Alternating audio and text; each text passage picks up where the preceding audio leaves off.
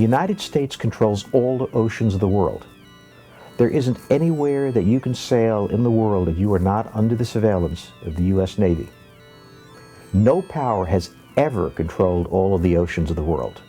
The Next 100 Years is a book that's trying to forecast what it's going to look like in the first century of the American age. This book is about the decline of European power and the rise of American power. The fact is, in spite of what everybody might believe, the United States is only the very beginning of the rise of its power. What I'm trying to figure out over the next 100 years is what's going to be important and what's not. And things that we think of as very important right now aren't going to be even remembered. And things that we haven't even noticed are going to dominate.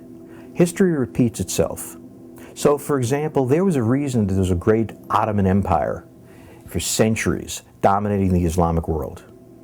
As the Europeans withdraw, as the Americans withdraw, the natural balance of the Islamic world will reassert itself.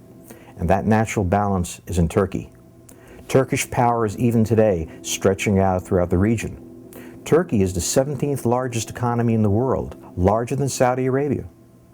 This is a major power that no one's noticing, but no one makes a move in the region without checking with the Turks. And that's going to become more and more evident and important. In my book, The Next 100 Years, there are two forces that are going to help shape global warming. The first is going to be the natural decline in population growth that's going to reduce pressure and demand for energy. And the second is going to be a really radical new approach to energy production.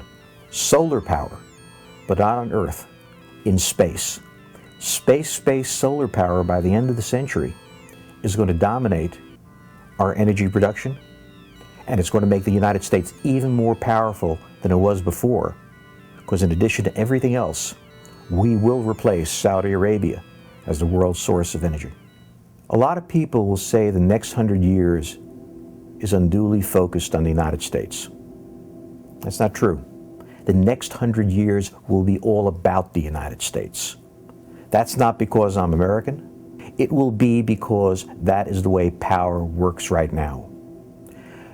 The next 100 years is not going to be the end of the United States. Europe ruled the world for 500 years. I suspect that North America will rule the world for about that long. Doesn't mean it will be the United States ruling the world, North America.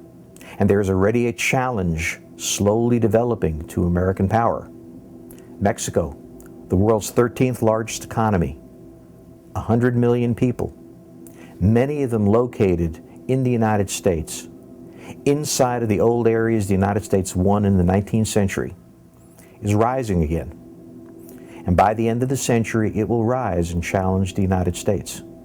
And in the 21st century, in the next 100 years, it will end with America ruling the world, but very much uneasy in North America as Mexico faces it and challenges it.